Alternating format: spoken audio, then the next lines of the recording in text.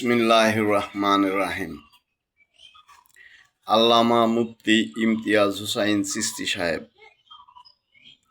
আপনি শতকরা ৯৯ জন নামাজি মুসলমানকে জাহান্নামী প্রমাণ করতে চান, এটা কিসের বলে? আপনি কি ভুলে গেলেন আল্লাহ পাক তার পবিত্র কোরআনে বলেছেন, তোমরা আমার রহমতের আশা থেকে নিরাশ হইও না। এ ব্যাপারে আরও একজন আল্লাহর বন্ধু হযরত বায়েজিদ বুস্তামি রহমতুল্লাহ আলাইহি যখন সাধনার এক পর্যায়ে সাধারণ মানুষের দিকে খেয়াল করলেন, তখন তিনি বলেছিলেন, এরা মৃত্যু। এরপর তিনি যখন সাধনার শেষ পর্যায়ে এসে আল্লাহ পর্যন্ত পৌঁছে গেলেন, তখন দেখলেন সাধারণ মানুষগুলো হযরত বায়েজিদ বুস্তামি রহমতুল্লাহ আলাইহির আগেই আল্লাহ পর্যন্ত পৌঁছে গেছে।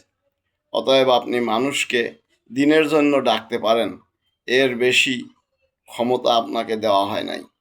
তাই আপনি কে জান্নাতি কে জাহান্নামী বলতে পারেন না, বরং আপনি কোথায় যাবার উপযোগী কাজ করছেন এটা আপনি চিন্তা করতে পারেন।